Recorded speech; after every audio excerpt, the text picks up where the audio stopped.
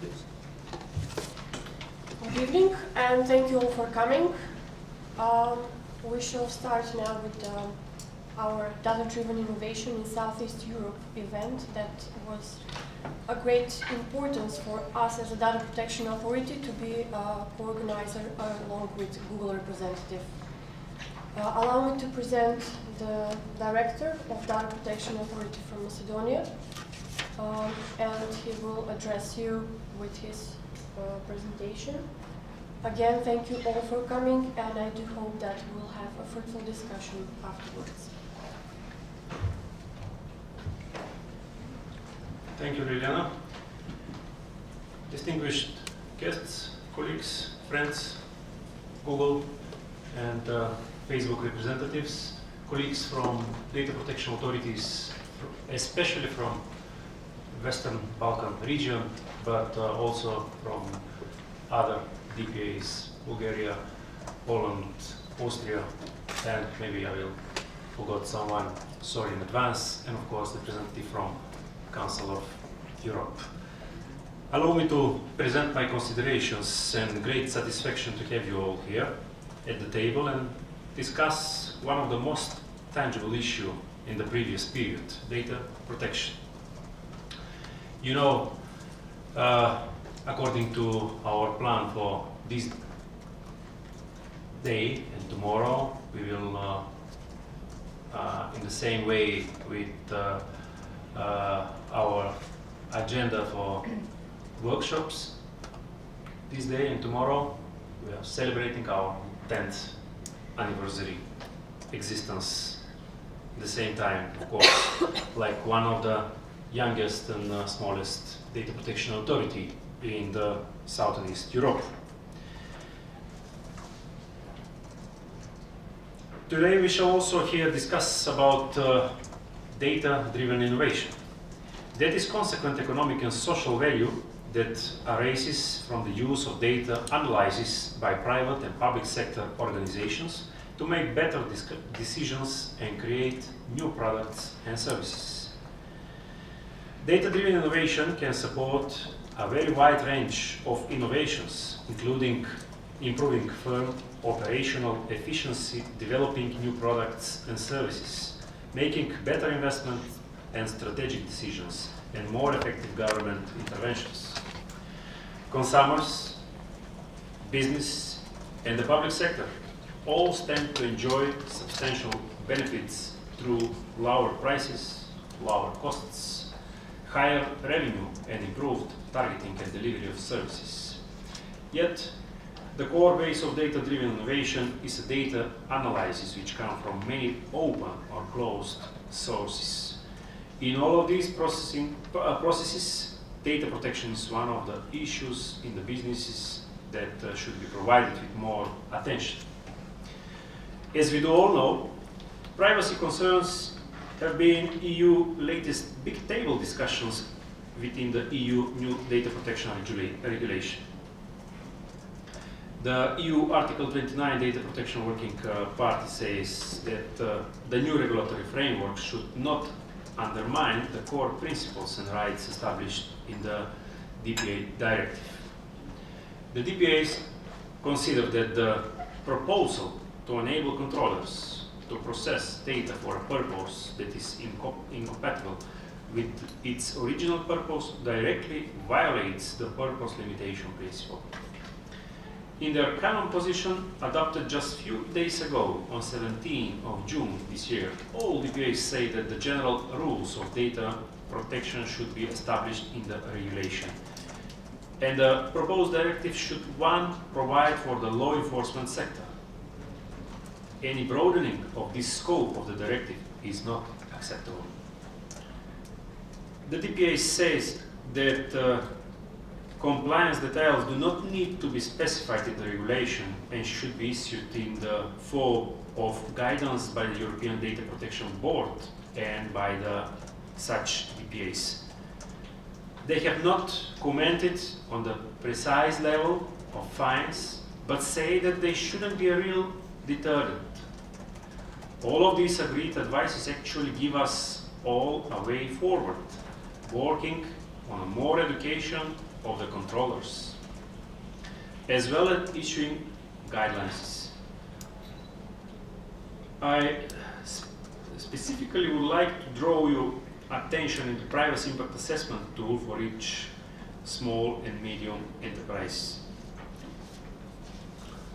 Working with it, PA implemented SMS have many opportunities and not so much data protection challenges. This is one of the most useful data-driven SMA management tool. It also saves funds and processes, and most important is preventing any violation whilst data analysis from SMA. The primary challenge is to ensure that personal information is not made public unknowingly through the sharing of datasets. We all are aware that for data-driven innovation, types of data that shall be used are metadata, open governmental data, internal enterprise data, and personal data as well. For that reason, privacy impact assessment is more than needed to be done in order to open or share data. One more thing I just want to share that we all mostly know, it is the principles of data processing. Processed justly and pursuant to law. Collected for specific, clear, and legally determined purposes and processed in a manner pursuant to those purposes. Further data processing for historic, scientific, or statistical research shall not be considered as not being in compliance with the primary purposes for data collection, provided that the appropriate protection measures have been undertaken in accordance with the law. As accurate, complete, and were necessarily updated, whereby all proper measures for deleting and correcting the inaccurate or incomplete data shall be undertaken, considering the purposes for which they have been collected or processed, and stored in a form which enables identification of the personal data subject, not longer than necessary to meet the purposes for which the data have been collected for further processing. After expiration of the preservation period, the personal data may only be processed for historical, scientific, and statistical purposes. I'm sure that I have put a lot of food for thought now for the next session and discussion with all of you.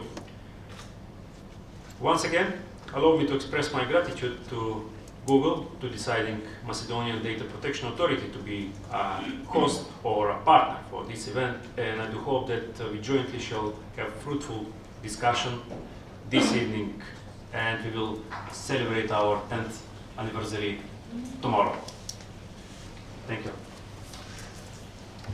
Thank you, Director. I would like now to introduce Mr. Dionysis Kolokoutsos, Public Policy Manager from Google, who is our partner and our sponsor of this event as a start event of our celebration of the 10th year of data protection operated from Macedonia.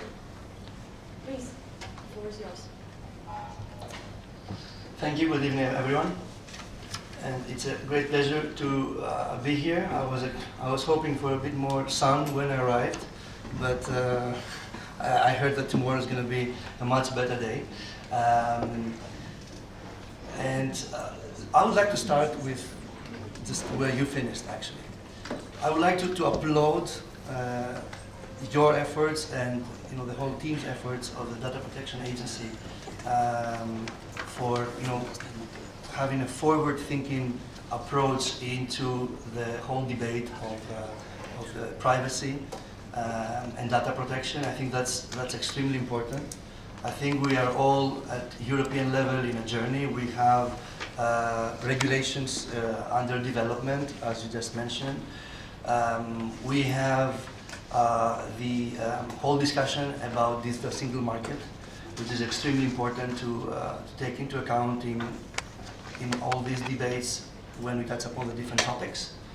And I think we can only do that if we work together, all the different parts of the debate. So thank you very much for all your efforts. Thank you very much for looking forward to working together. I think there's a common ground.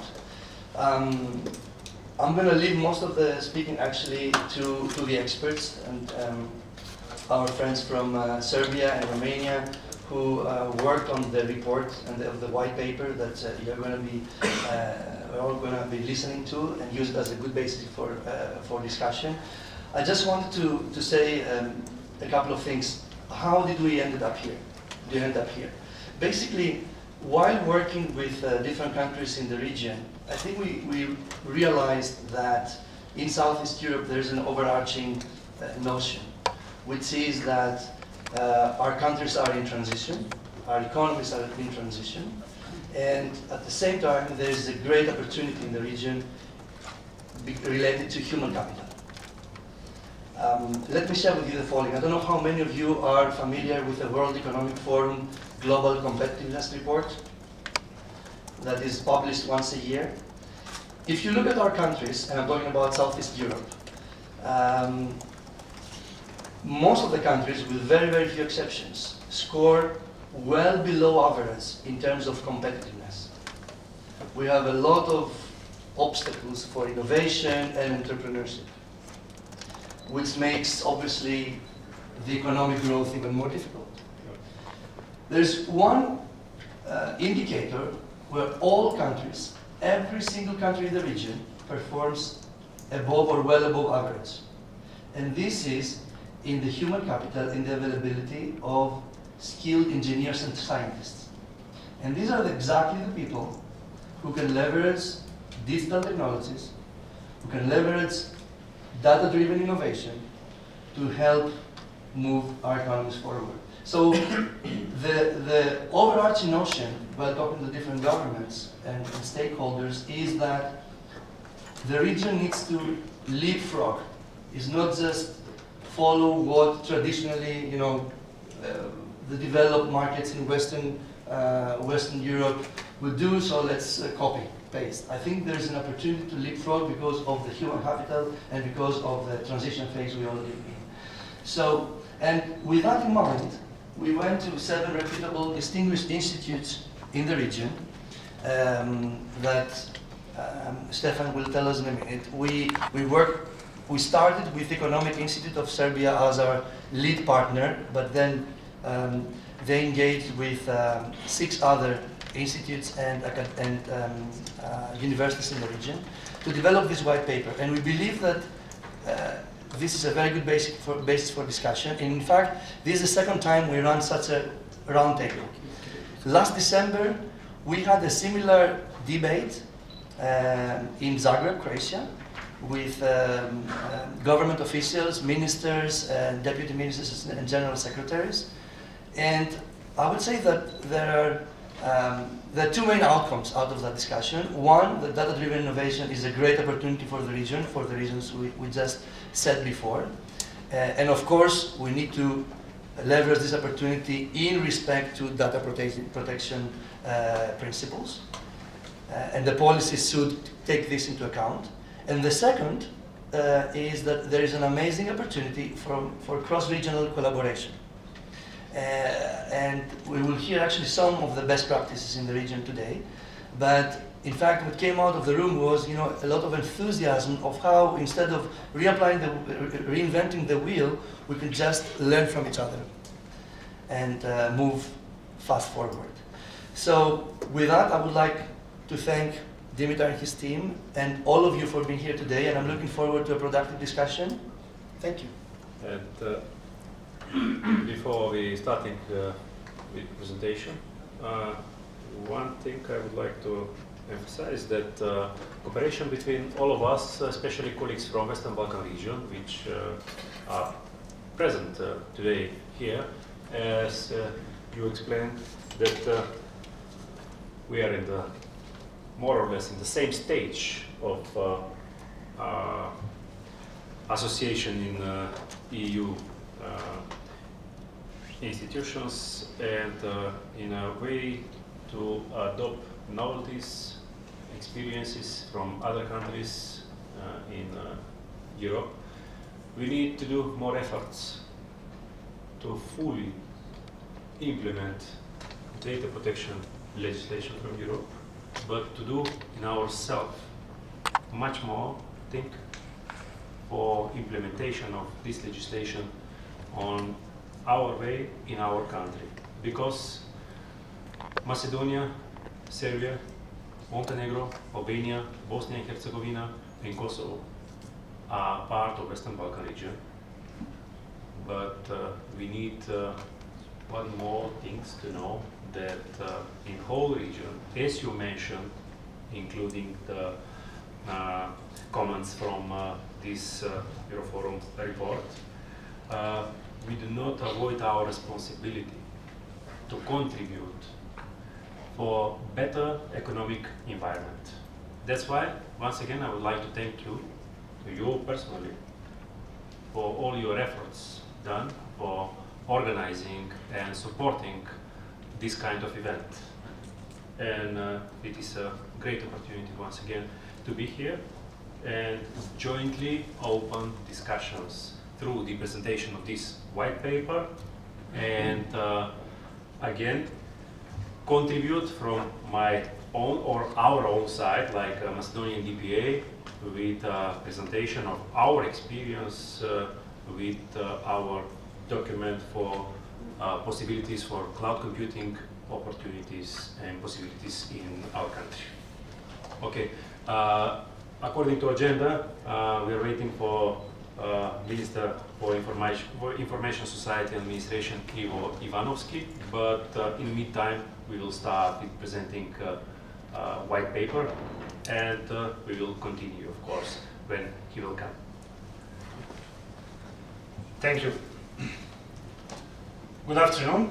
My name is Stefan Dragutinovic. I'm here on behalf of the Economic Institute in Belgrade to present you the white paper on data-driven innovation in Southeast Europe and best practices in the region regarding the topic that we are discussing today. The white paper was prepared in cooperation with the Economic Institute in Belgrade from Serbia, Inženjerski Bureau from Croatia, Economic Institute from Bosnia and Herzegovina, Economic Program for Center for the Study of Democracy from Bulgaria, Executive Agency for Higher Education, Research, Development and Innovation Funding from Romania, Open Labs from Albania, and University of Ljubljana from Slovenia. The whole project of preparing the white paper, mentioned white paper, was supported by Google. Today, we are witnessing rapid growth of technologies, products and services that are based on using increasing amounts of new data. Because of these advancements in science and technology, people's behavior has changed. Now we are increasingly using these advancements in technology to create a massive amount of data in our everyday life. Here in this picture, we can see the change in people's behavior who came to witness the inauguration of the Pope, the Benedict XVI in 2005, and the inauguration of the Pope Francis in 2013. Here we can see a huge difference in the amount of created data in the same event in just 8 years' time. Because of the advancements in science, now there is easy and affordable access to the products, which allow their users to record, take pictures, or post comments on their everyday life. And for that, the amount of data which people are creating is increasingly exponentially. What is data-driven innovation?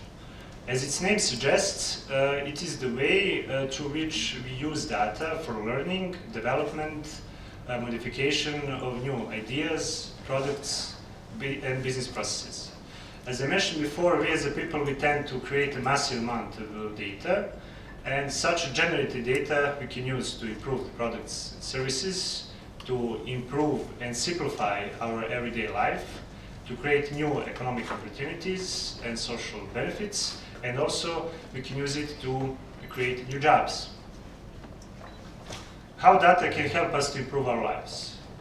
Growth in the amount of data that we created on a daily basis has exceeded everyone's expectation. Current assessment is that the data that we, as a people, we generated is increasing by 40% per year globally. With that amount of data, we have vast economic and social opportunities and potential. So how can we utilize this potential to help to improve our lives? I will give you one small example. We can use data sets to easily navigate to transport and traffic grids, and to determine the optimal solution regarding our transport needs. Before I came here, I went to Google Maps to see the traffic direction from the airport in Skopje to the hotel where we are sitting now. By using Google Maps, we have easy access to the solutions in determining transport directions, and also transfer routes depending on the form of transportation. By using this relatively simple software solution, we can help Skopje's visitors, and also we can improve their overall satisfaction of his staying here in Skopje. Benefits from the availability of data and data-driven innovation is not exclusively reserved for the private sector. Public sector and society as a whole also can be the beneficiary of those benefits. For example, as we said, small and medium enterprises can improve their products and services. Governments and public sector can improve their efficiency, transparency, reduce costs, and etc. Scientists can improve their current work, or they actually can allow them to make new discoveries. While citizens, they can use solution based on data-driven innovation to improve and simplify their everyday life. Besides above mentioned benefits, there are many others that can be derived from data-driven innovation. In this sense, I would like to quote Ms. Neelie Kroes, former Vice President of the European Commission responsible for digital agenda. She said that knowledge is the engine of our economy and the data is its fuel. Because of the great potential that derives from data availability and data-driven innovation, many countries have already prepared themselves for the upcoming social and economic changes. In that sense, we are here on the presentation, we are going to mention a couple of strategic documents that was adopted by European Commission, Australian government, United Kingdom, United States. Probably there are many other countries that did similar or the same. Having in mind these best practices in the world, the strategic approach to this issue, to the Southeast Europe is of huge importance. This is because by using this strategic approach, we can create conditions to achieve higher economic growth and higher levels of economic and social development, which is essential for this region. Understanding the value from data-driven innovation is crucial, because usually the data itself doesn't have any inherent value. There is a great effort in the world to quantify the effects from data-driven innovation. For example, American company Gartner, it is information technology research and advisory firm, they gave assessments that in 2013 almost $37 billion was spent on IT infrastructure. They are also expecting that 4.4 million jobs in IT sector will be created by the end of 2015. Mr. Eric Brynjolfsson, he's a professor of management at MIT.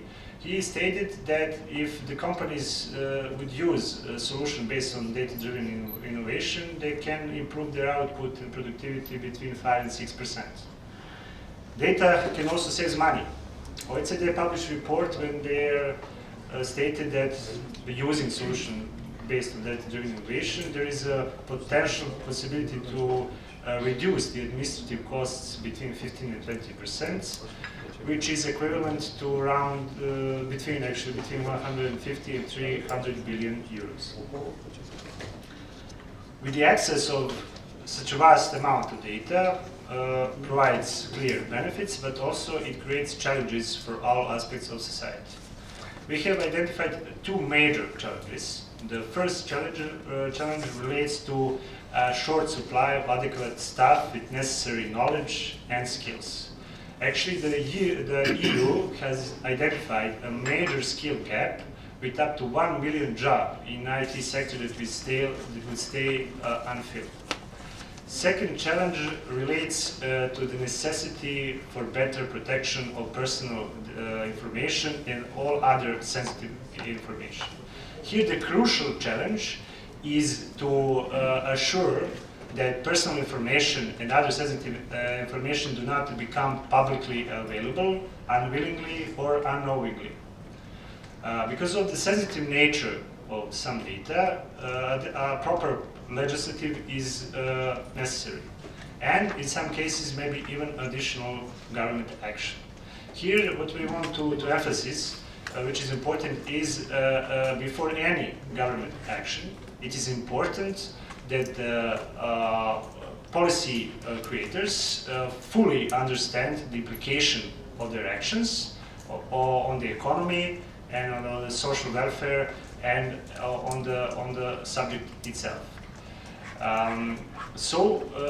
Actually the approach that policymakers should take should be intelligent set of rules rather than exhaustive list of prohibition. On our previous meeting on the same topic in Zagreb, couple of basic messages have arisen. The first one, that we are region in transition, which means that we are in the beginning of introducing the legislative framework regarding the data-driven innovation, and actually this is the reason why we could become the pioneers of the Europe of this topic. In order to to fasten the transition process, we should utilize completely a complete human capital, which our region have the stronger human capital. Also, there is a great potential of synergies that can arise from regional cooperation between countries, which can help increase our economic growth and development of their economy and society as a whole. I just want to mention one thing here. At the moment in the European Union, Brussels, they are discussing about to change and update their current data protection policies, which is just a signal that this is pretty important questions and that we are on the right path regarding this conference. We have identified two main recommendations for policymakers. First recommendation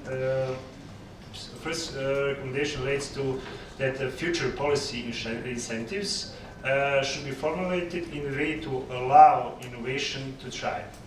Second recommendation relates to the principles that policymakers should include in the process of formulating those future policy initiatives. In next two slides, we are presenting more details about mentioned standards. The first standards, embracement of open standards, means that the government should make room for the private sector to be the leader in data-driven innovation. Second standard relates to the fact that also the government should embrace the data-driven innovation in order to increase transparency, their effectiveness, improve their decision-making process, reduce costs, etc. Third standard talks about that governments should take a balanced approach to this issue, in the sense of they need to balance between the benefits and the challenges that arise from data-driven innovation. That is their responsibility. Okay. The first standard, encouraging the de-identification of data. The result of this process would be the reduced risk of unethical handling of personal and other sensitive data.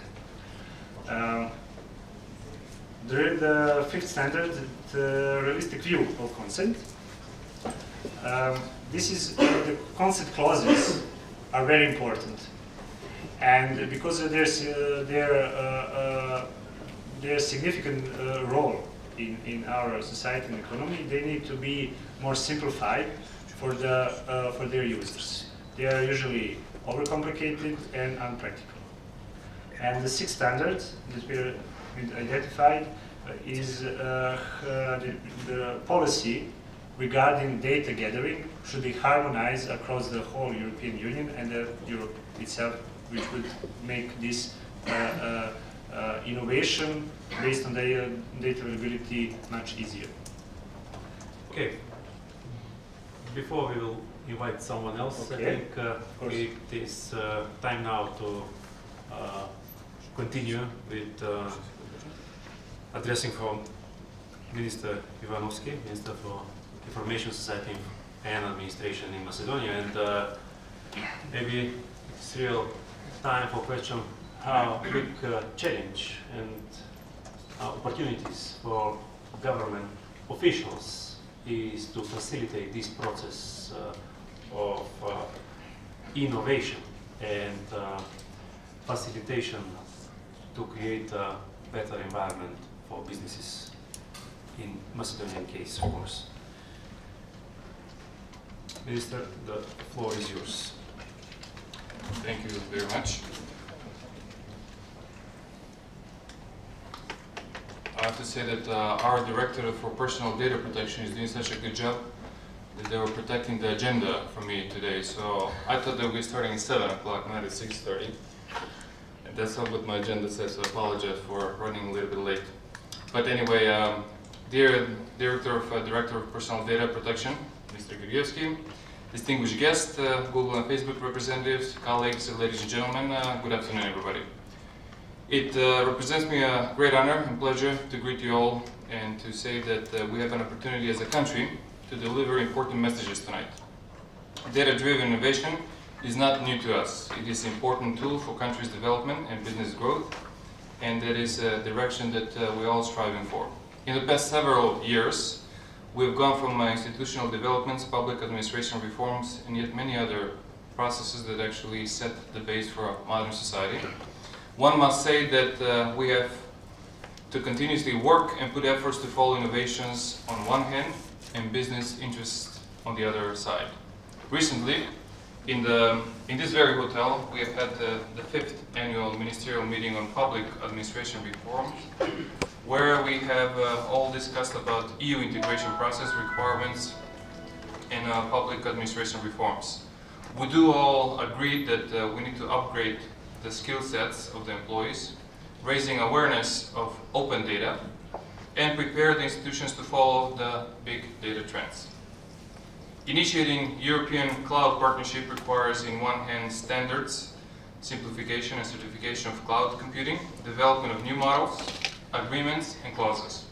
All of this means building very wisely data-driven policy, strategy, and further onset the right measurements for implementation process. As national developments, I would mention introducing the e-services. Electronic services significantly decreases time and facilitates economic way of getting services users, and they have proven to be efficient and effective way of getting the new services. The concept of e-services provides any interested IT company to meet certain technical and legal requirements and standards to be developed to allow IT solutions that will offer electronic services using the registers of the institutions through strictly defined rules and standards. Ongoing activities for e-trade activities are they are to encourage and facilitate electronic commerce, to stimulate electronic commerce as a tool for economic development of the Republic of Macedonia. Digital certificates. These projects provides for the promotion of the benefits of using digital certificates by accredited certificates for all employees who have legal obligations to report and pay taxes in order to enable them to electronically submit documents to state institutions and going to minimize their desks. This will facilitate and promote the use of current and further electronic services such as electronic publications, electronic tax return, electronic publications for annual accounts, electronic banking, and so forth. One of the plans that we had for optical government IT network, where the Ministry of Information Society and Administration introduced the government IT network via fiber, where all the rest of the ministerial institutions and many other institutions are connected by fiber, so they can more efficiently use their resources and implement their e-services agenda. The implementation of the country optical communication network in the future will entail reducing the financial cost of renting expensive internal links. Its implementation will enable expansion for more vital projects that increase accuracy, quality, and quantity of services that use state institutions to work every day. The project cost a total of 8 million of passive and active equipment and performed in collaboration with the Ministry of Interior and the Macedonian Telecommunication. The space will allow for the implementation of new projects, such as introduction of internet telephony, voice over IP, a centralized system for managing documents, document management system, which is already active in all the institutions, interoperability between all institutions, where in the process we are to upgrade the additional 25 institutions, where we hope by December of 2015 we will implement the interoperability between all the institutions that provide services for the citizens. And the next step will be to upgrade them with the e-services, which we have applied with the IPA projects. There are 2 projects ongoing at the moment.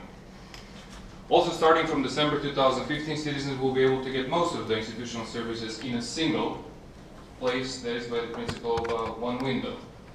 The government has recently approved 20 new services that institutions will receive electronically, so citizens will no longer have to go from one institution to another institution. At the end, allow me to once more express my sincere satisfaction that we are here, all on this table, and discuss such an important issue as this topic, and I'm fully convinced that bringing tonight representatives from different sectors will show readiness to work all ahead. The government of the Republic of Macedonia is one of the early governments that have implemented the Open Data Initiative. We were the 32nd country in the world that signed the Open Government Partnership, and we have already 132 data sets that are open right now, and we're encouraging the private sector to continue to use the data sets to create more innovations, to create more economic impulse for our economy. And I promise that we will continue to open more and more data sets. As a matter of fact, we have a legislation that is unique in the region, that for any citizen that would like to have access to the open data, open information, which they can provide with business model, sustainable business model, and the institutions are prepared to open that data in a machine-readable format. We will do that in a respected time, so the business model will strive, and hopefully they will have employment, innovation, and with that we will have an economic benefit. We will continue in this fashion, and I would like to thank everybody for being here today, and thanks for the Director Dimitar Georgievski for inviting me over here today, and I'm looking forward to what has been done in the region, what has been the trend right now around the world, and hopefully we can replicate that in Macedonia, and then we can continue to prove that innovation for the Republic of Macedonia is very important, and with the opening of data we can provide better business cases. Thank you again. Thank you, Minister. Sorry for the little change in agenda, but this is a closed session, and according to your time and to our schedule, everything is, I think, okay. We will now continue with presentation. What's next? Thank you. Yes, now we're going to present the best practices from Southeast Europe that we managed to include in the white paper. Today we are going to present the best practices which entered to the white paper is from best practices from Serbia. There is several of them: Croatia, Albania, Bosnia and Herzegovina, Bulgaria, Montenegro, Romania, and Slovenia. Unfortunately, we didn't at the time. We didn't have adequate support of our partners in Macedonia, so we did not include any best practices from Macedonia. It's not that they are not there. It's not that you do not have any of them. It's just in this version of the white paper we did not include it. But in here we have opportunity to we will have opportunity to present the best practice from Macedonia, which is great. And I believe that that example will also be included in the next version of this white paper. With our example? Okay. Okay. Now, first we are going to present the example from Macedonia, and afterwards from Romania. Okay, thank you. According to our flexible agenda, because Macedonia, like country, and Macedonia and DPA were not included in this document, of course, we are doing our whole business according and grounded to law and implementing all our duties in cooperation with our Norwegian colleagues, Data Protection Authority from Oslo. Several experts were included in researching of cloud computing opportunities in Macedonia.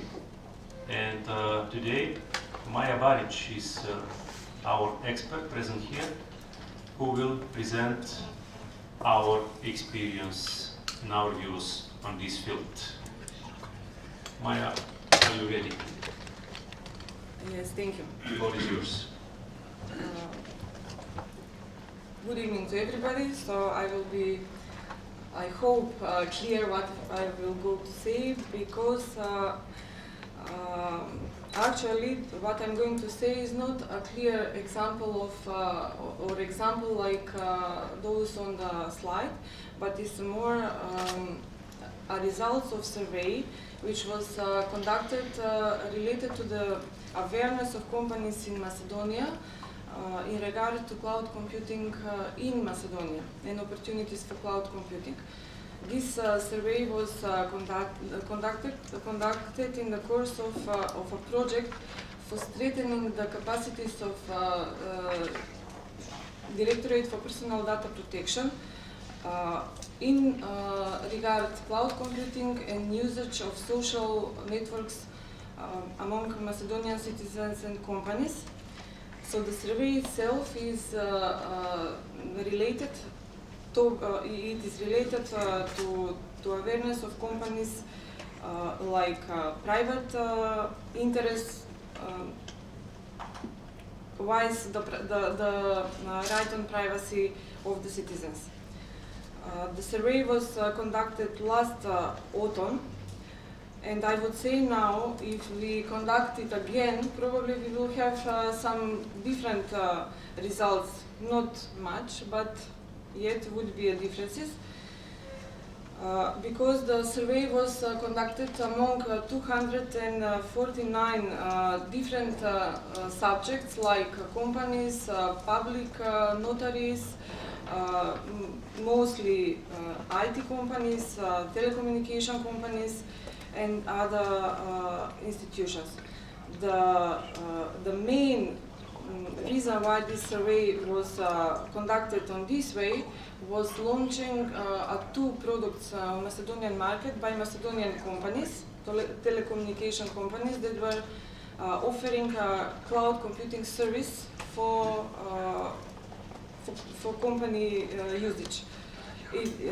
Both were named as service as platform products.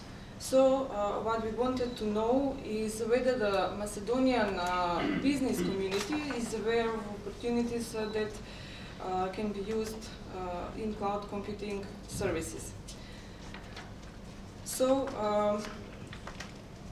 what we get as an answer from this survey is that, and also I would like to mention that the respondents of these questionnaires and this survey that was combined with interviews was done among administration in companies and through the management positions within. So 63% of the companies that we asked, or subjects that we asked, were aware about cloud computing opportunities. However,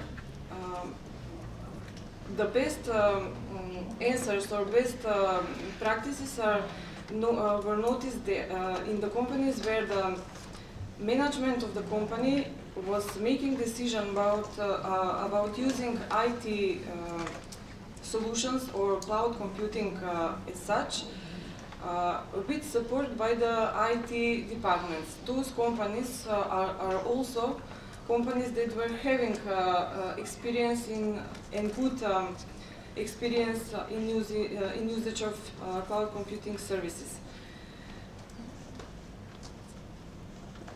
Mostly of the companies knows what is cloud computing, or at least they are aware what it can offer. Although there was still 1/3 of all respondents that were not knowing what the cloud computing is. This lack of knowledge was also one of the obstacles identified why companies are not using IT solutions in this frame or in this manner at all. Also, we asked companies what is the advantage or disadvantage of using cloud computing. So, from the list of several reasons, the highest ranked was the one that the data are accessible at any time and from any place, which is totally opposite to the lowest ranked reason of using or not using cloud computing, and that was safety and control over the personal data that are stored into cloud. So in that sense, we also asked them, because we asked them, does you're using cloud, what are the purposes of that usage? So more than half of the companies that use cloud in any form is using it for own needs of the company, and usually inside the company. They are not using external services, which is different from those companies that are lower in percentage and which use the cloud computing for own purposes, but also for external purposes as a product towards external users. The best known cloud offers are software as a service, which is the most used in Macedonia. Then is infrastructure as a service, and the least used is platform as a service, beside other types of cloud computing services. For example, like supervision in cloud, which is only 16% of the whole companies that were asked about cloud. One of the questions that we found that is important and interesting is what kind of protection companies are using for protection of personal data. So besides ISO standardization, firewalls, or other types of protection like encryption on log management, the top answer was rulebooks for personal data protection, which means that Macedonian companies are aware of personal data legislation, they are using it, they are following it. But what we found is that probably the practical questions are least known or least or companies are least aware of them, like where the data are stored. So the companies usually store data in Macedonia. By their answer, in 61%, in EU to 20%, combination of both, because there are many cases where there is a cross-border transfer of personal data. Data are collected in Macedonia, but also transferred or processed abroad.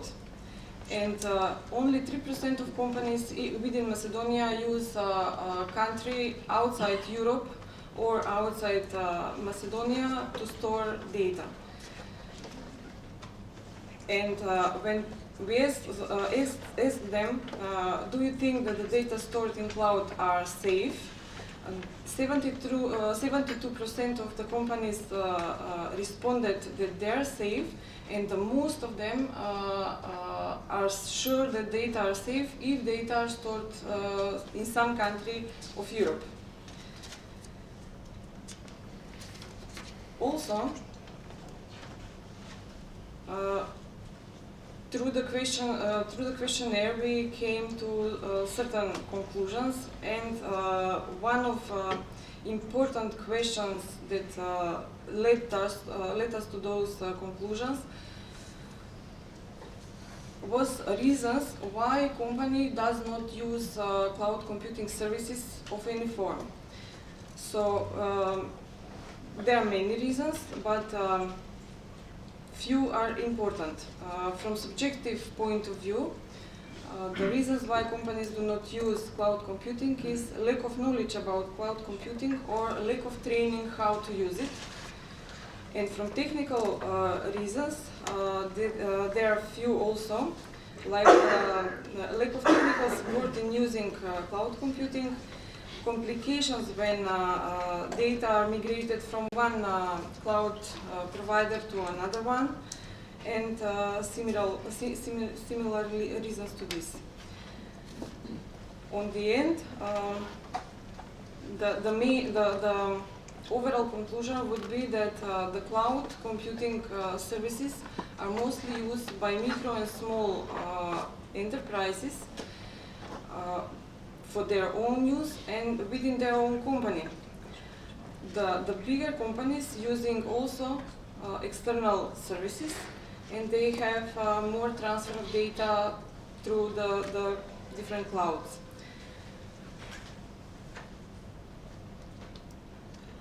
It was very surprisingly, but from the answers we came to the conclusion that companies that use cloud computing as a service of third parties believe that the data stored in those systems are more safe than those data which are stored in private clouds within the company itself.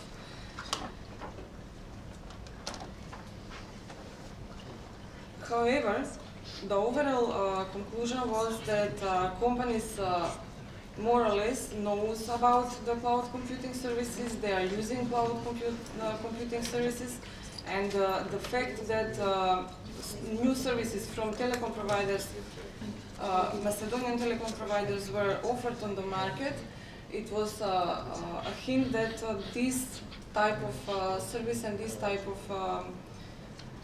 of usage will continue to develop. This is the site that we created it last year. This is where all the data sets are stored. Basically, if you scroll down on that, you can see how you can open the data sets, what is the process of requesting for institutions to open data sets. But also, if you go, it's hosted on Azure, so we're talking about cloud. Everything, the platform behind it is on Azure. The institutions are obliged by a particular date of the month to update the website with the new data. It's directly connected to most of the databases. Some of the website is connected via link. And then, ако можеш да покажеш къде ще сте за крос платформата, къде ще можеш да ги даунлодирате.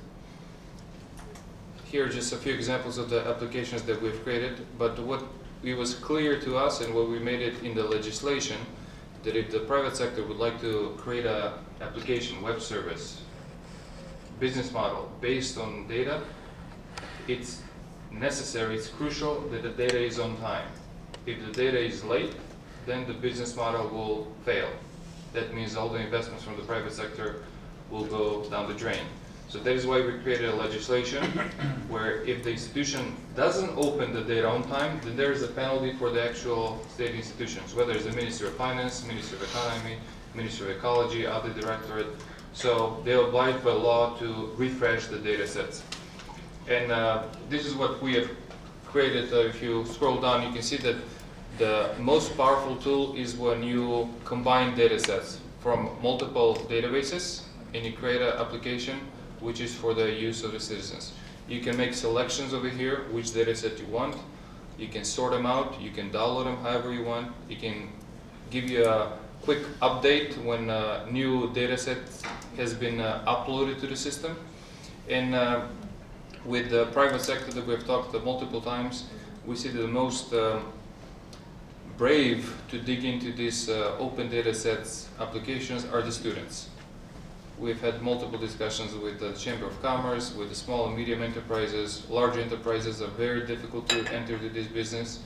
I think it's basically based on their business model, the business logic, the return on investment, what they're used to.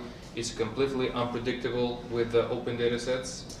And we have found the best partners for us, and the most entrepreneur-oriented are the students who are graduating in the small businesses, usually when they're startups.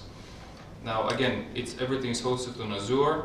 We've had some applications that have been creative, and some have been downloaded quite a lot. One was this winter, How Clean Is My Air? Чист воздух. The application was using the data sets from the Ministry of Ecology.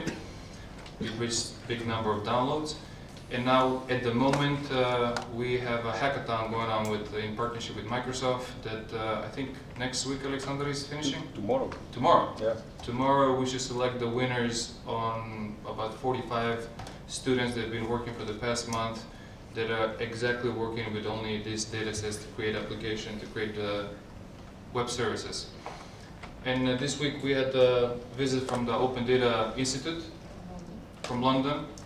They came, they were interested to see how the data sets being used, how they're being open. Now we're going to be including their barometer, which will come out in September, where Macedonia will be included. But based on what they had to say, I mean, Irena was with them the whole time, we are doing better than some of the Western countries. And we do believe that the best transparency of the government they can prove is by opening the data ahead of time.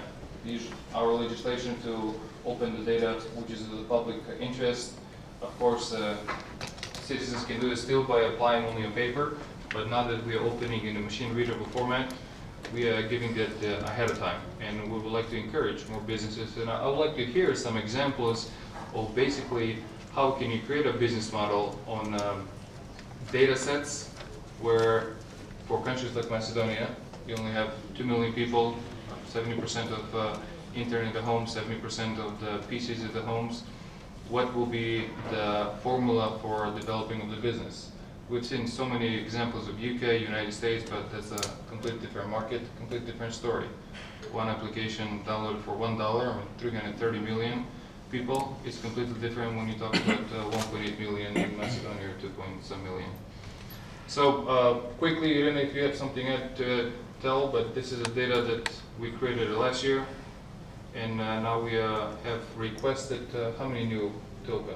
Last government we passed 15 more data sets that need to open.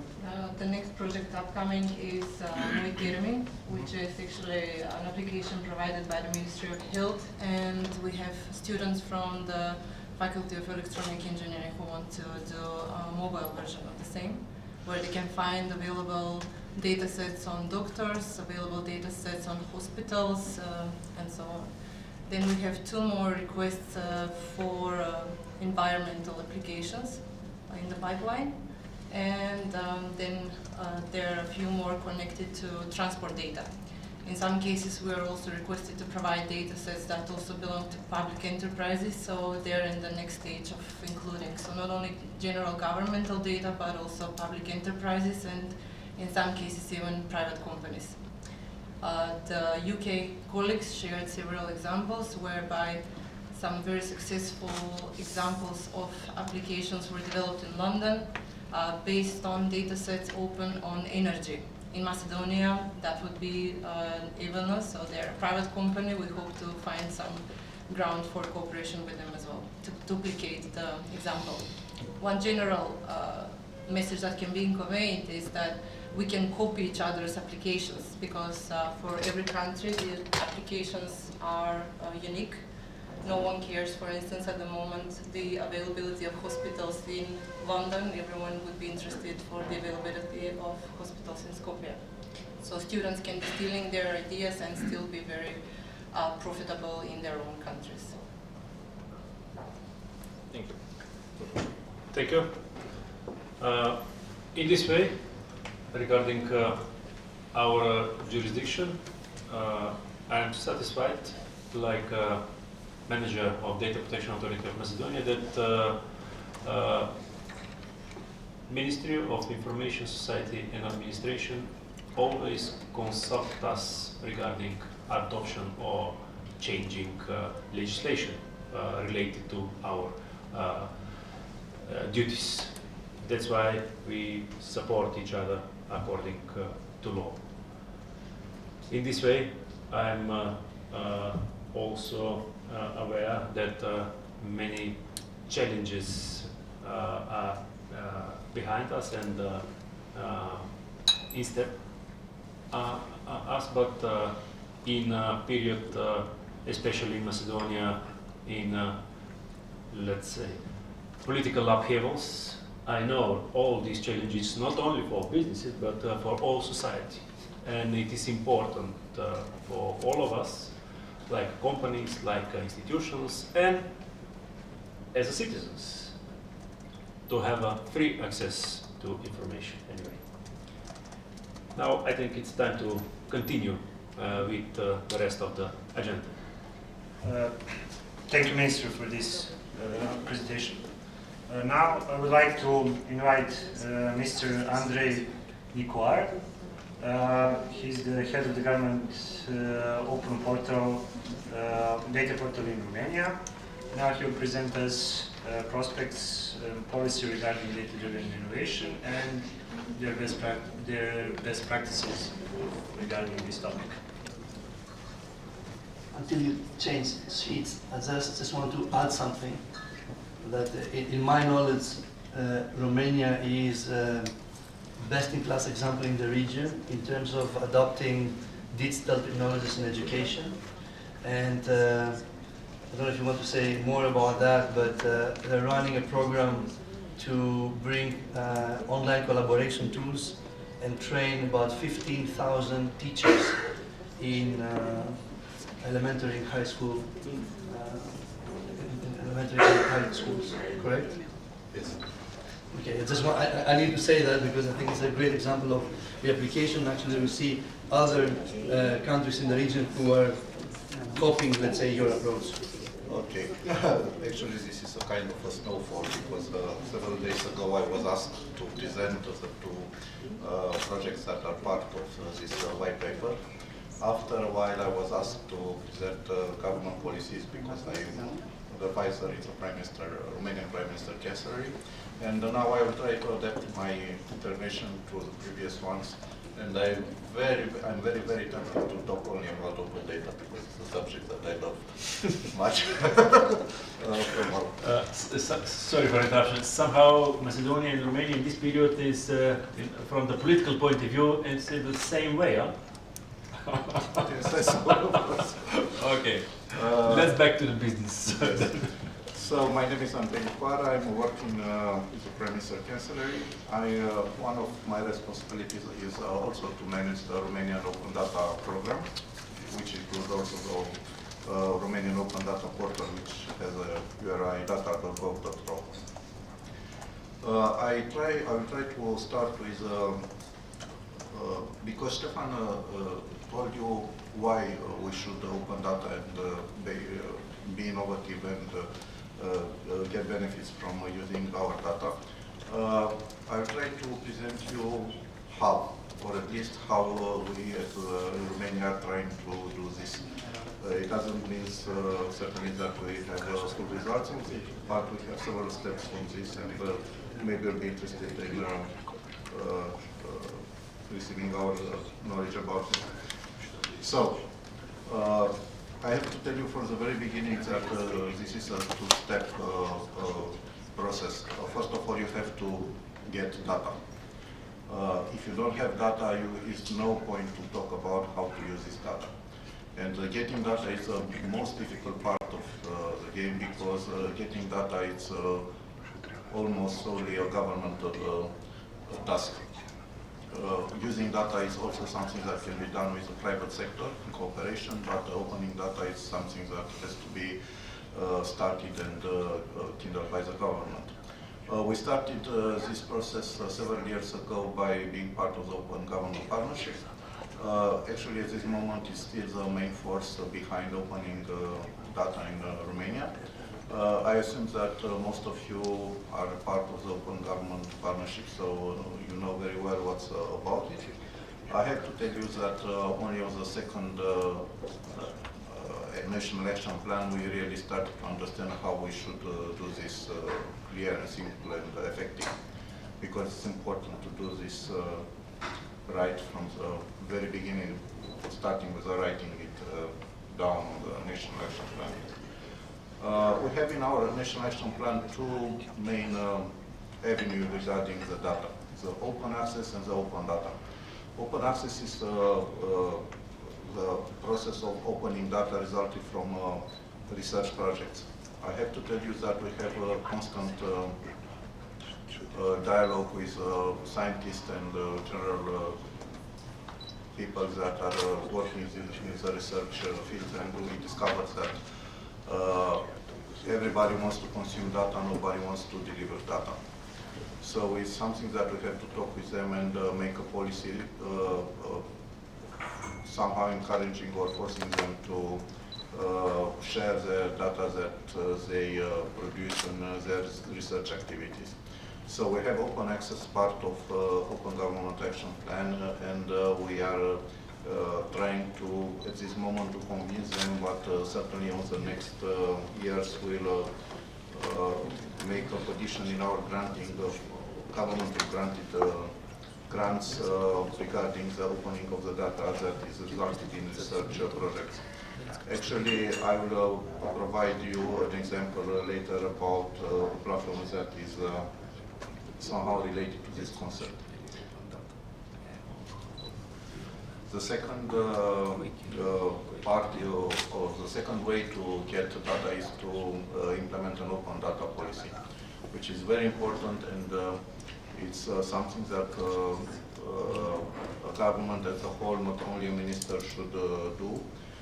It's a difficult task. I'm amazed how well are you going on this, because for us it's not so easy. But we are trying from, I think, almost 3 years at this moment. We publish data sets, and we are keeping alive a dialogue with the social society and commercial companies regarding the usefulness and the quality of our data that we are providing.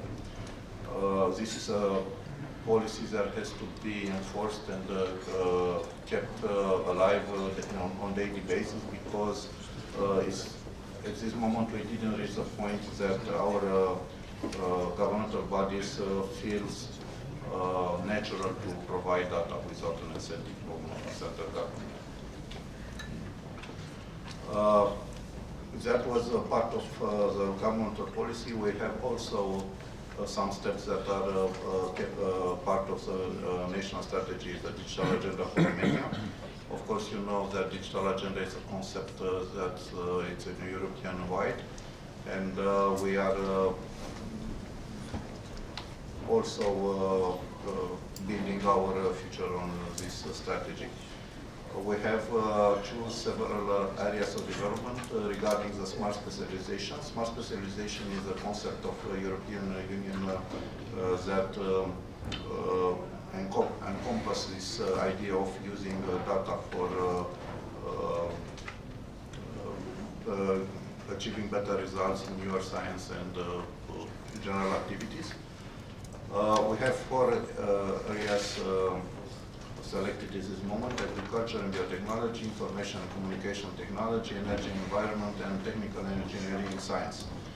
If you observe that all of these fields are far away from the personal data, it's not a coincidence.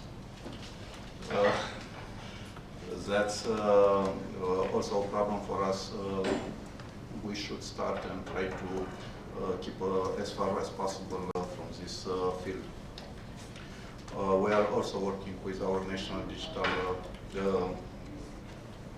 our National Data Protection Agency, but they also fiercely protect this information, so we are not very keen to try their elasticity, let's say. We have in our national agenda several ideas. The idea is to promote competitiveness clusters. That means to collect and gather together companies and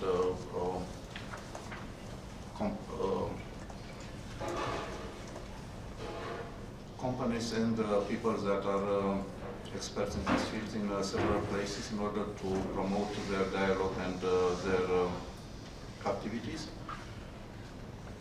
Of course, we have to spend money on this and so on. Sorry to going quicker, but actually these slides are not prepared at the very beginning. They are last moment slides, so you should excuse my template for them.